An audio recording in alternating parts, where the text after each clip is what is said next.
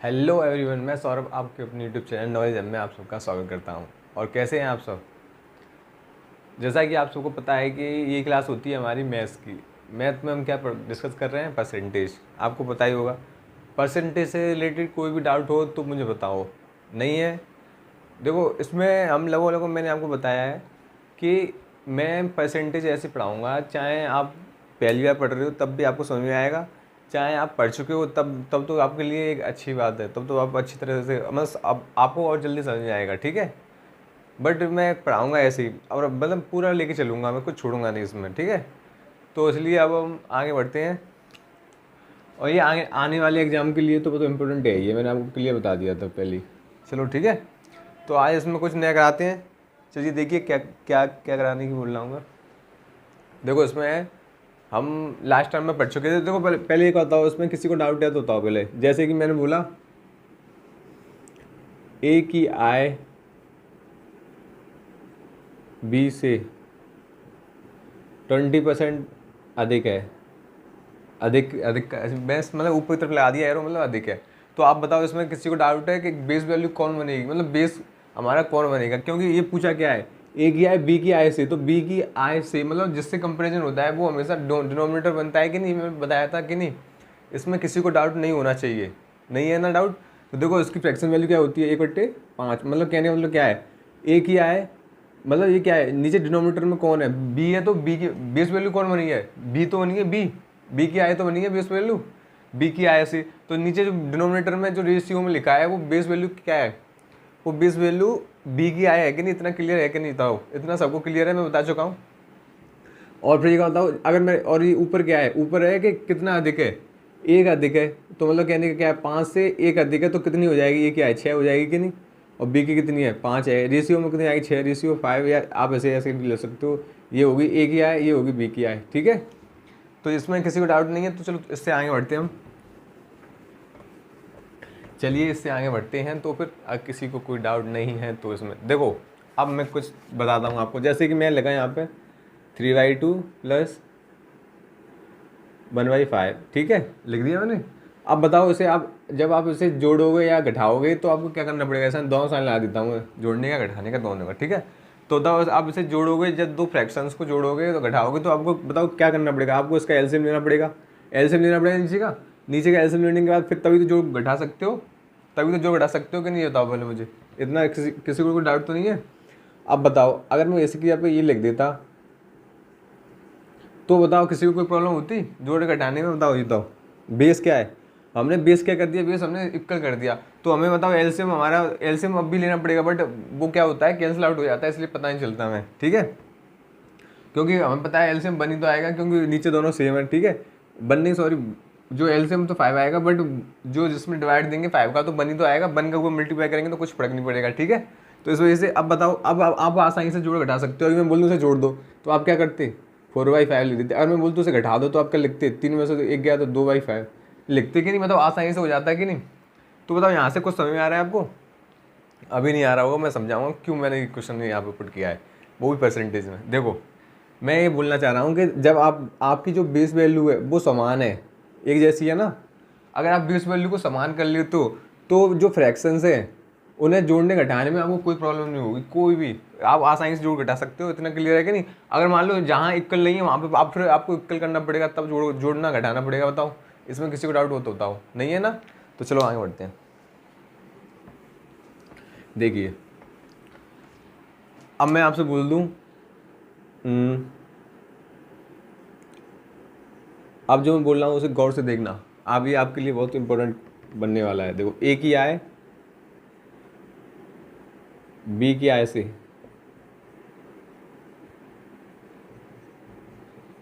25% अधिक है। देखते रहे ना मैं क्या बोलना चाह रहा हूँ, समझना गौर से।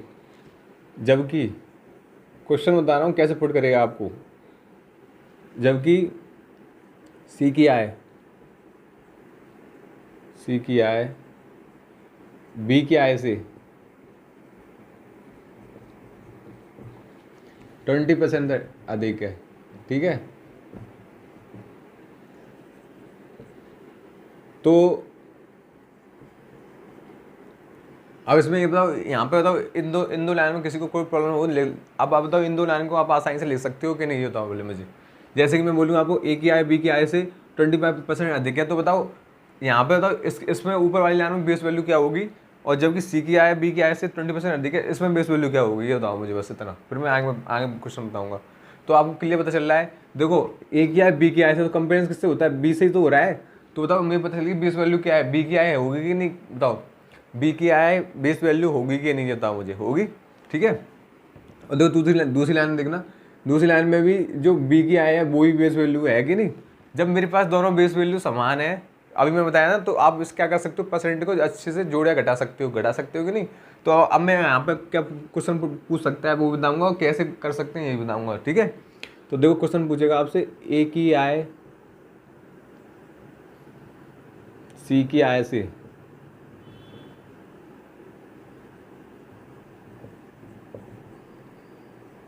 500 रुपये अधिक है। ठीक है।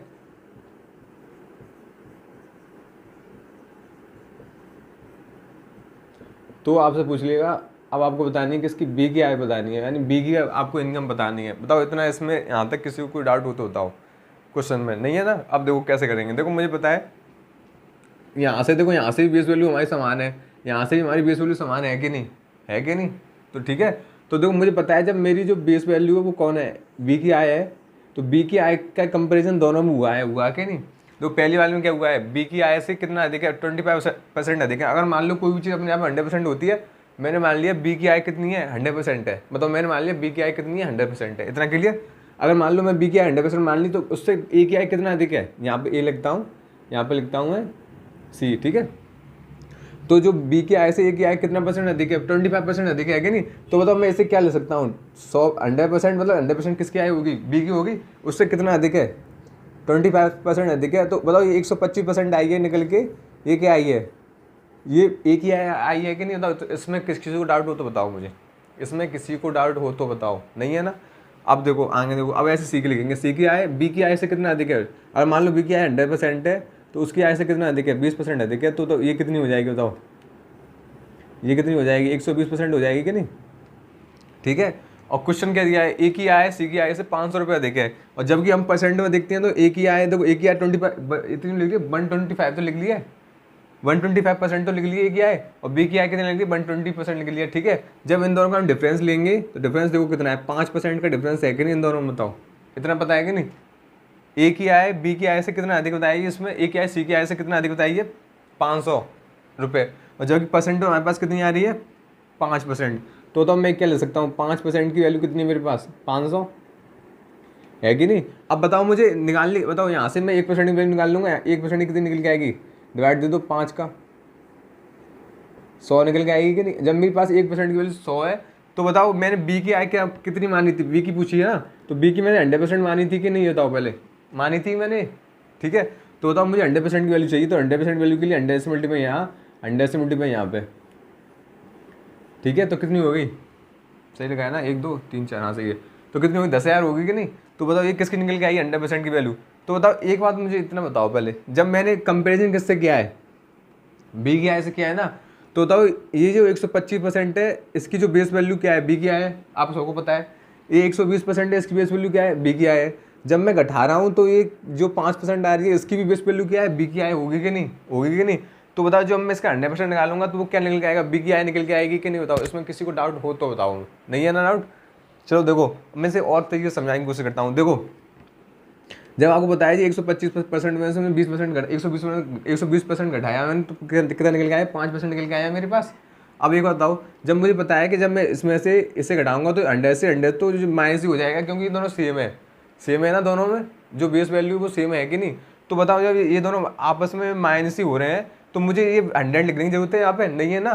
तो बताओ मैं क्वेश्चन को कहाँ सॉल्व कर सकता हूँ, क्वेश्चन को मैं ये सॉल्व कर सकता हूँ कि नहीं। ये देखो अब देखो, जब मैंने देखा ये भी बी की आय से मतलब बेस वैल्यू मेरी समान है, और ये क्या बोला है, ए की आय सी की आय से कितना अधिक है, 500 रुपये अधिक है। तो मैं इस परसेंट में से इस परसेंट को घटा दूँ तो कितनी निकल आएगी, 5% निकल के आएगी कि नहीं। और 5% की वैल्यू कितनी दे रखी है मेरे पास, 5% की वैल्यू दे रखी है मेरे पास 500। मुझे पता है बी की आय पूछिए, बी की आय क्या है, बेस वैल्यू माननी तो 100% होगी कि नहीं बी की आय। तो बताओ यहाँ से मैं क्या सोल्व कर सकता हूँ, कितनी जल्दी सॉल्व कर सकते हैं क्वेश्चन को, और जल्दी, ये बता रहा हूँ मैं आपको। तो 20 25 में से 20 गई तो 5%, 5% की वैल्यू कितनी है आपके पास? आप लिखोगे 5% की वैल्यू मेरे पास 500। तो बताओ इसमें 20 का मल्टीप्लाई कर दो, इसमें 20 का मल्टीप्लाई कर दो, ये कितना हो गया?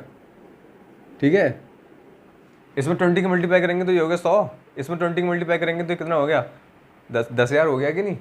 10,000 हो गया कि नहीं? बताओ पहले। तो अब बताओ, आप बताओ कितनी आसानी से निकाल सकते हो? ये तो मुझे कॉन्सेप्ट बताना पड़ा था कि इसके पीछे क्या है, क्या है, कहाँ से हम लाते हैं। तो अब बताओ, जहाँ पे अगर जब दो बेस वैल्यू समान होंगी तो वहाँ पे आपको क्या करना है? आप चीज़ों को आसानी से जोड़ या घटा सकते हो परसेंटेज को। देखो यहाँ पे मैं जोड़ भी सकता हूँ, यहाँ पे मैं घटा भी सकता हूँ, क्योंकि यहाँ पे बेस वैल्यू हमारी समान है। बताओ इस क्वेश्चन में किसी को डाउट हो तो बताओ, नहीं है तो अपने आप को समझा लो, नोट कर लो एक बार, ठीक है? जल्दी कीजिए।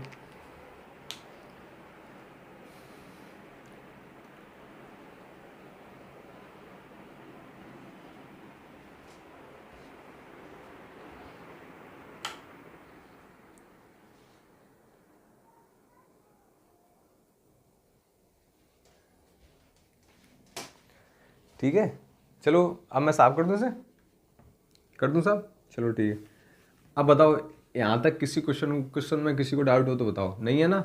चलो मैं अब इस क्वेश्चन में थोड़ा सा चेंज कर देता हूँ, जैसे कि मान लो मैं यहाँ लिख देता हूँ। अब आपको देखना है कि क्वेश्चन किस तरह से पुटअप पड़ता है। देखो जब मैं लिख दिया यहाँ पे 25% है, ठीक है, यहाँ पे मैं लिख दूँ मैं 20% कम है। अगर मैं मान लो 20% कम कर देता यहाँ पे, तो बताओ क्या हो जाता है? ये आप डायरेक्ट ले सकते हो, आपको पता है बेस वैल्यू क्या है, बी है, ये ए की आई निकल के आएगी, बी की निकल के आएगी, ऐसे ले सकते हो कि नहीं? ये बताओ कितना है? देखिए 25% है, देखिए तो मुझे 125 लिखने की जरूरत है यहाँ पे 125 लिखने की जरूरत है, नहीं है ना? क्योंकि मैंने समझा दिया क्यों नहीं है, ठीक है? अब देखो यहाँ पे बताओ अधिक है तो प्लस में मैंने लिख दिया 125%, नहीं 25%, और यहाँ पे कम है तो बताओ माइनस के 20% लिखूंगा कि नहीं? बताओ मुझे। और जबकि बताओ यहाँ पे जब कम हो रही है तो यहाँ पे भी कम होगी, यहाँ पे भी कम कर लेना, 500 रुपये कम है, ठीक है? अब बताओ जब मैं इसमें से इसे घटाऊंगा, इसमें से इसे घटाऊंगा तो बताओ देखो यहाँ पे ऑलरेडी माइनस की तो है ही है, अगर मैं इसमें से घटाऊंगा तो माइनस माइनस प्लस हो जाएगा कि नहीं? तब इन दोनों का तो करूँगा तो क्या क्या आ जाएगा? इन दोनों करूँगा तो आ जाएगा आपका 45% आ जाएगा कि नहीं? 45%, 45% की वैल्यू कितनी रखी है मेरे पास? 45% की वैल्यू रखी है मेरे पास 500, तो 1% की वैल्यू कितनी निकल के आएगी? 500/45, ठीक है? अब मुझे 100% की वैल्यू निकालनी है, तो 100% की कितनी निकल के आएगी? 500/45 मल्टीप्लाई बाई 100, दिखाई नहीं दे रहा? चलो इससे लिख देता हूँ।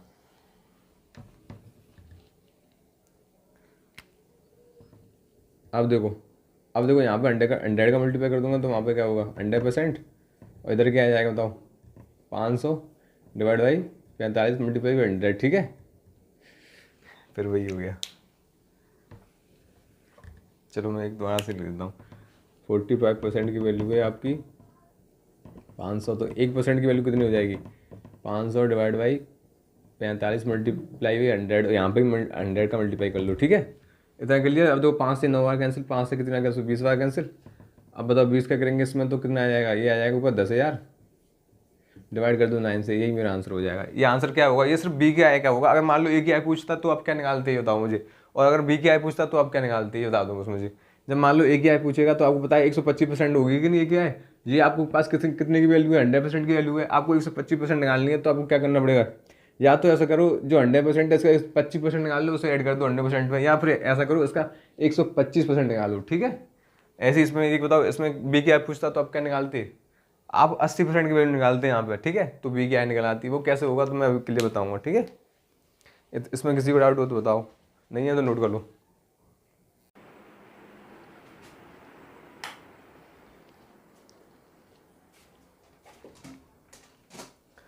चलिए देखिए, किसी को अब इसमें डाउट नहीं है तो चलो थोड़ा आगे बढ़े।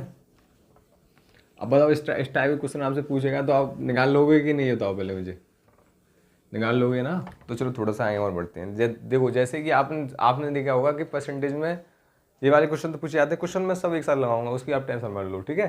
तो देखो आपने देखा हो परसेंटेज में ये वाले क्वेश्चन तो पूछे जाते हैं, ठीक है? और देखो एक टाइप के और आते हैं क्वेश्चन, आपने देखा होगा एग्जाम्स वाले, जैसे कि मान लो कि किसी विद्यार्थी ने इतने अंक प्राप्त किए फिर भी वो इतने अंकों से फेल हो गया, ये हो इस टाइप के क्वेश्चन। तो वो देखो आप एक बार बताओ, मैंने आपको बताया कि हमेशा देखो जो बेस वैल्यू होती है, जैसे कि देखो मैं बोलूँ आपसे पहले देखो, जो मैक्सिमम मार्क्स होते हैं, जो मैक्सिमम मार्क्स होते हैं ना,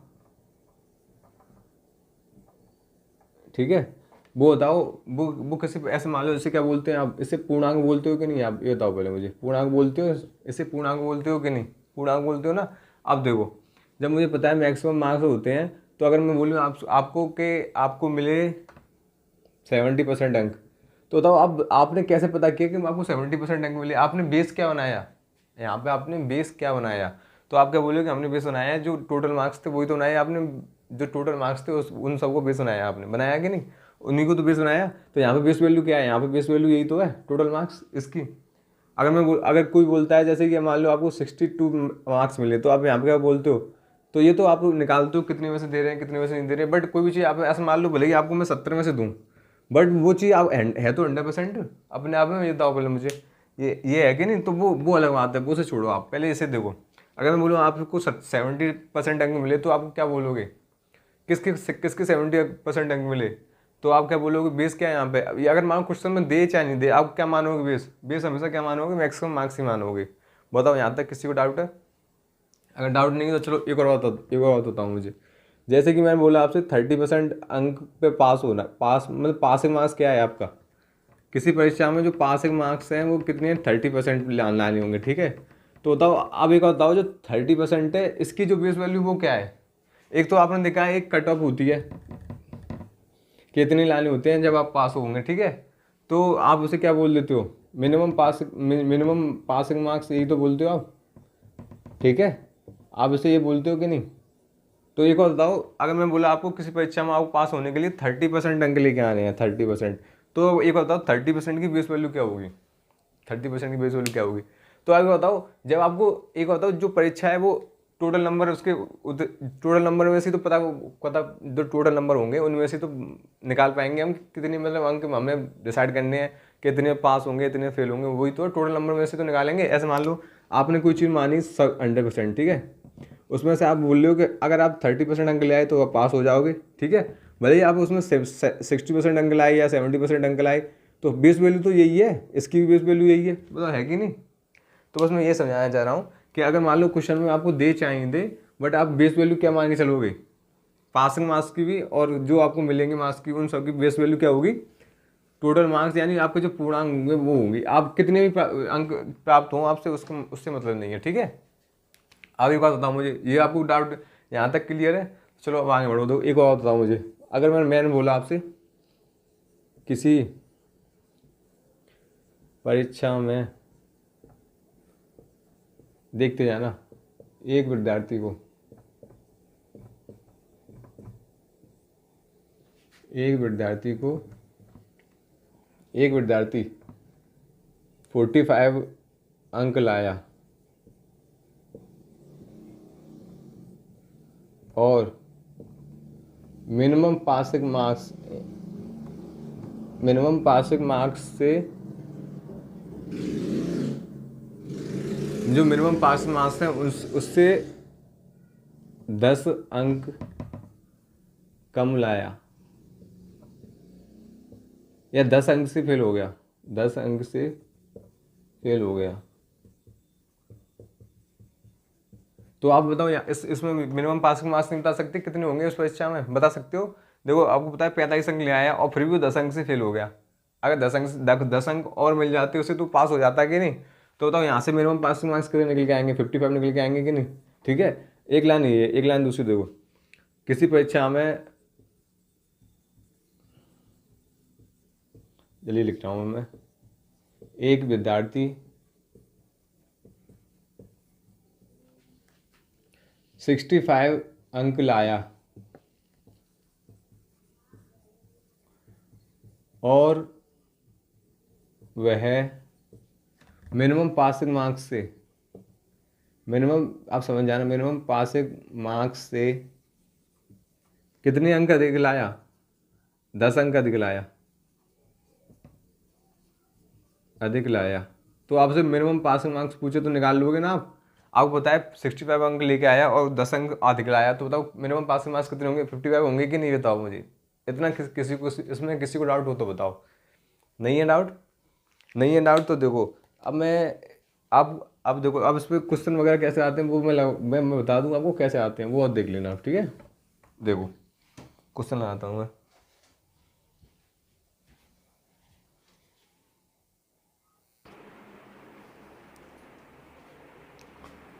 चलिए देखिए क्वेश्चन लगाता हूँ। देखो क्वेश्चन आ गया होगा आपकी स्क्रीन पे, इस क्वेश्चन को कीजिए।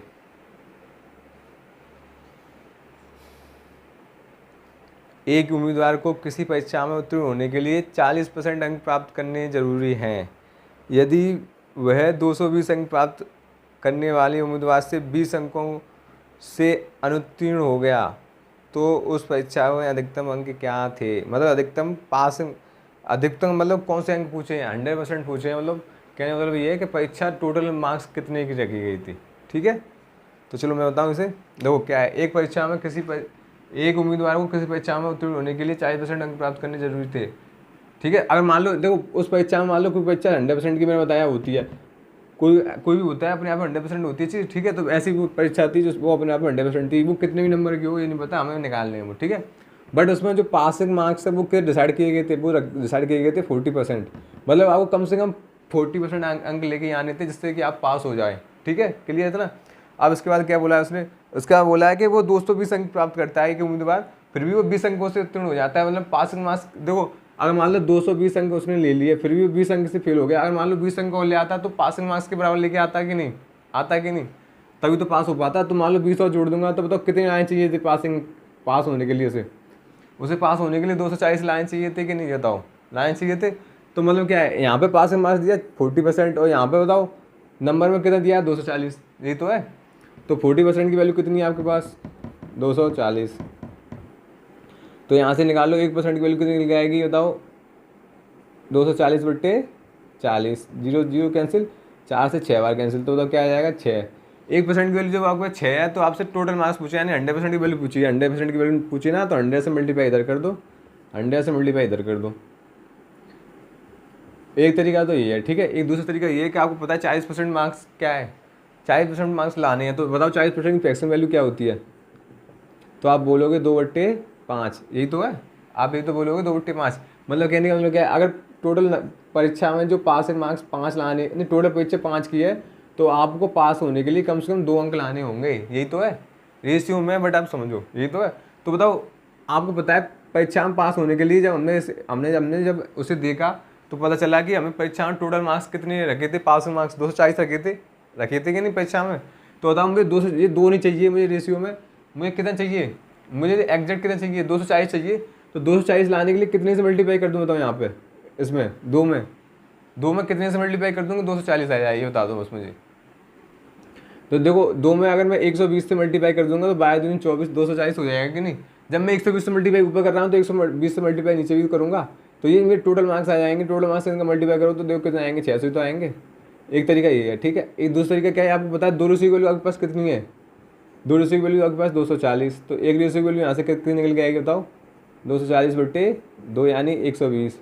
जब आपके पास 1 रेशियो की वैल्यू 120 है तो आपको निकालनी कितनी है, 5 रेशियो निकालनी है, तो 5 से मल्टीप्लाई कर दो उसमें, तो कितना हो जाएगा 12/60 यानी 600। क्लियर, ये क्वेश्चन क्लियर है कि नहीं बताओ पहले मुझे, किसी को इसमें कोई डाउट तो नहीं है। डाउट नहीं है तो चलो आगे बढ़ते हैं।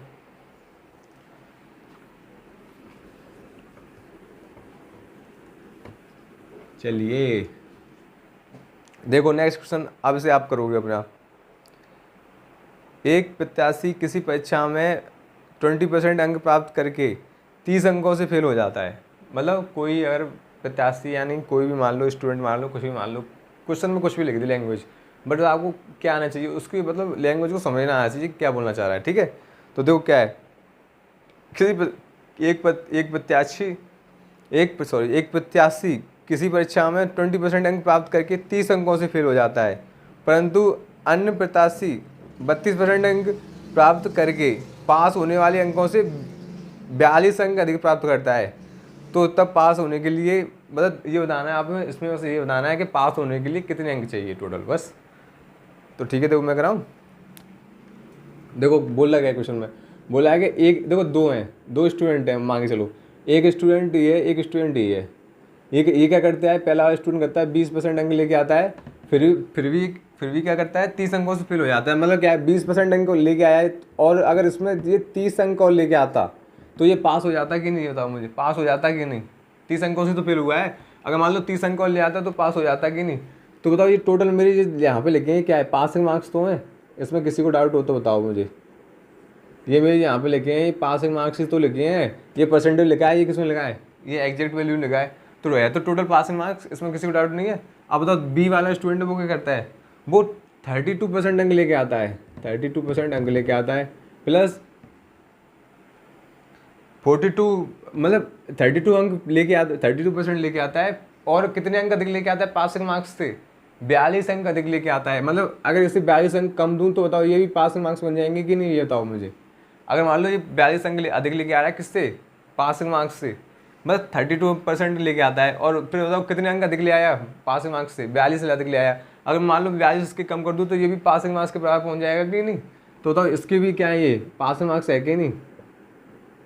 इसमें बताओ किसी को क्लियर डाउट हो तो बताओ, नहीं है ना? तो बताओ, दोनों मेरे पास पासिंग मार्क्स तो एक ही परीक्षा के हैं, दोनों दो स्टूडेंट है पर परीक्षा तो एक ही है, तो दोनों मार्क्स बराबर होंगे कि नहीं, ये तो बोले मुझे। जब मेरे पास दोनों मार्क्स बराबर होंगे तो ये भी पासिंग मार्क्स होंगे, ये दोनों पासिंग मार्क्स को बराबर कर दूँ तो बताओ कर दो, 20% प्लस 30 इजकल टू 30% माइनस 42। अब देखो, जब मैं मान लो, जब मैं 20% को उधर ले आऊँगा, 42 को इधर ले आऊँ, तो जो 42 इधर माइनस का है तो इधर आके प्लस का हो जाएगा, इसमें किसी को डाउट तो नहीं है।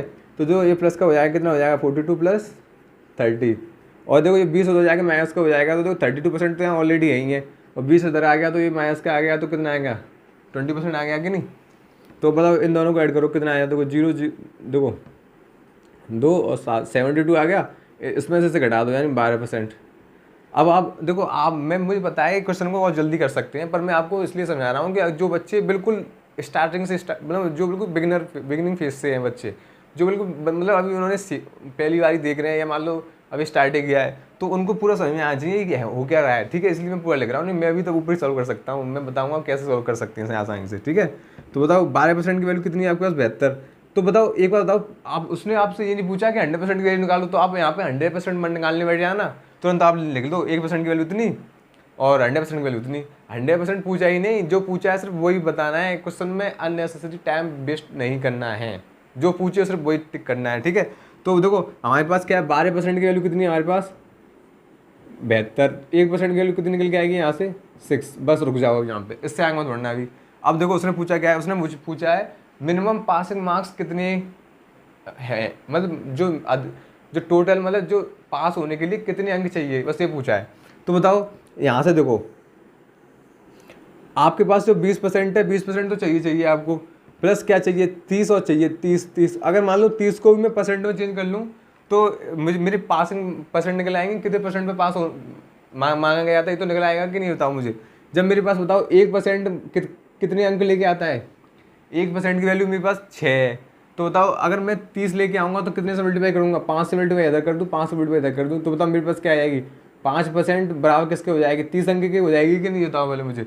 तो बताओ 5%, अगर मैं 30 की जगह यहाँ पे 5 रख दूँ, देखो देखते हैं ना, तो किसी को डाउट है, नहीं है ना डाउट?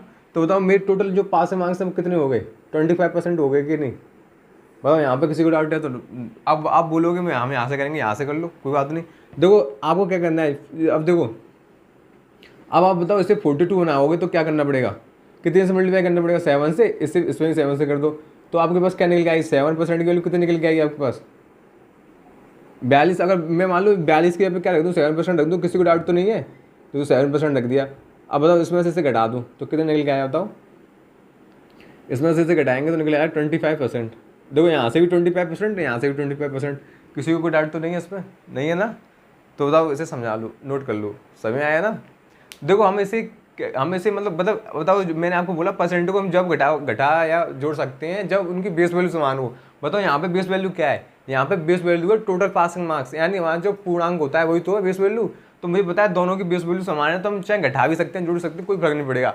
इसलिए मैंने वो आपको सबसे पहले बताया था, क्योंकि आपको डाउट ना हो। क्लियर? तो चलो नोट कर लो इसे,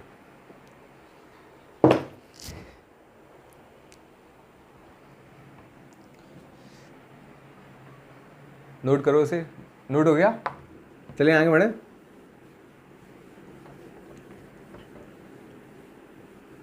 चलो देखो एक और क्वेश्चन करो इसका। देखो, दो विद्यार्थी किसी परीक्षा में बैठे हैं, इनमें से एक ने दूसरे से 9 अंक अधिक प्राप्त किए तथा उसके प्राप्तांकों के दोनों के अंकों का योग 56% के बराबर है, तो उनके द्वारा प्राप्त किए गए अंक बताने हैं हमें।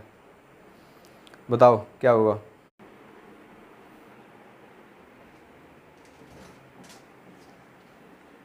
चलिए हो गया, चलो मैं बताऊँ क्या क्वेश्चन है। देखो, दो विद्यार्थी किसी परीक्षा में बैठे, इनमें से एक ने दूसरे से 9 अधिक अंक प्राप्त किए, उसके प्राप्तांकों के दोनों के योग 50% के बराबर। अच्छा देखो, इसका मतलब ये है कि देखो एक दो विद्यार्थी हैं पेपर में, देखो एक ए है मान लो एक बी है, इसके जो अंक हैं और उनके अंकों में दोनों डिफरेंस कितना है, उनके दोनों के अंकों में डिफरेंस 9 का है, ठीक है।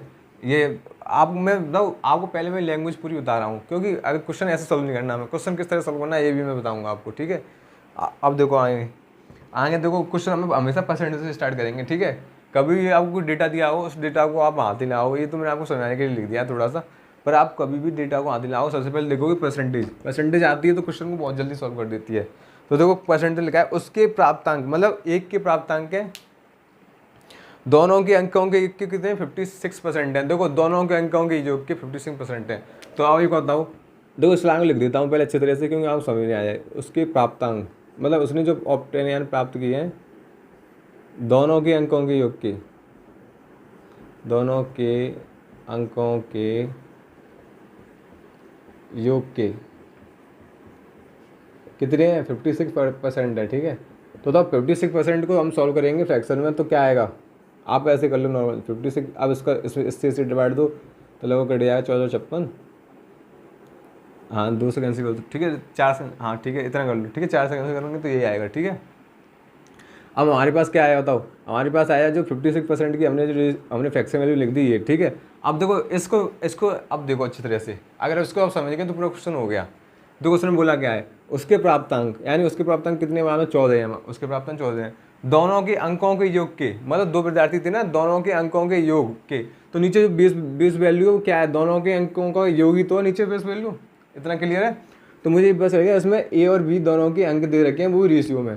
तो बताओ ए के अंक मान लो 14 हैं, तो बी के अंक नहीं निकाल पाओगे यहाँ से। बताओ इसके 14 हैं तो बी के कितने होंगे, बी के 11 होंगे कि नहीं, होंगे कि नहीं, बताओ उसमें किसी को डाउट हो तो बताओ। चलो और बढ़ा के दे देता हूँ, ऐसे मान लो ए के 14 हैं, क्यों 14 के ऊपर लिखी हैं, तो इसमें से हम ये दोनों के अंकों का योग है, ठीक है, दोनों के अंकों का योग ही तो है। तो बताओ ए के अगर 14 हैं तो बी के कितने 11 निकलेंगे कि नहीं, रेशियो में निकलेंगे कि नहीं। जबकि बोला क्या है क्वेश्चन में, अगर ये ए मान लो ये बी मान लो, जबकि बोला क्या है एक के अंक दूसरे के अंक से कितने अधिक हैं, 9 अधिक है ना। रेशियो में कितना अधिक है, रेशियो में 3 अधिक है।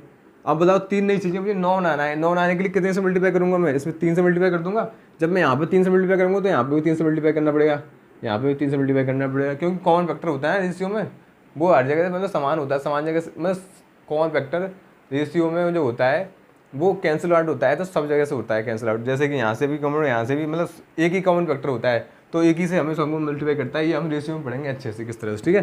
तो देखो एक अंक कितने निकल गया यहाँ से 14 3 42, बी के अंक कितने निकल गया यहाँ से 33। बताओ ये तो था आपका पूरा तरीका सॉल्व करने का, पर लेकिन आप इसे अब पहले इसे नोट कर लो, फिर बताऊँ किस तरह से सॉल्व कर सकते थे। जल्दी बताओ, जल्दी करो।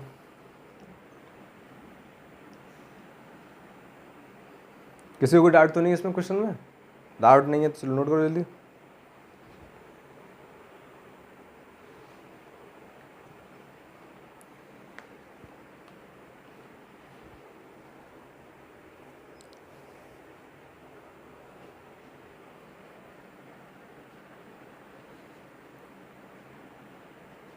हो गया ना, चलो आगे बढ़े। अब देखो आपको मैं लगभग ये वाले क्वेश्चन मैंने, ये वाले टाइप मैंने कराया है, ठीक है। अब देखो इस टाइप से जितने भी क्वेश्चन आपको मिलते हैं, चाहे बुक में मिले चाहे किसी एग्जाम में आए हो, आपको सब क्वेश्चन लगाने हैं। सबके मतलब अलग अलग मैंने 1-2 टाइप कराए हैं ना, अभी लगभग आपको ये वाले जो वाले क्वेश्चन, ये वाले जो कराए हैं मैंने, ये वाले आपको मिल जाएंगे बुक में तो मिल जाएंगे। और एग्जाम्स में भी आप देखना, किसी को मतलब आप देखते हो तो डाउनलोड कर लेना पूरा एग्जाम का जो मैथ वगैरह है, उसमें देखना आपको उसमें से 1 या 2 क्वेश्चन जरूर मिलेगा, ठीक है। तो आप उन क्वेश्चनों को लगाना, ठीक है। उसके बाद हम क्या करते हैं, आगे करेंगे स्टार्ट कल से, ठीक है। तो चलो आज की क्लास यहाँ तक रखते हैं। अगर आपको क्लास अच्छी लगी हो तो लाइक शेयर सब्सक्राइब करना ना भूलें, और ज़्यादा से ज़्यादा दोस्तों को जोड़ें। और मैं क्लास को इसी तरह से कंटिन्यू करूँगा, बस आपका सपोर्ट चाहिए, ठीक है। Okay, thank you.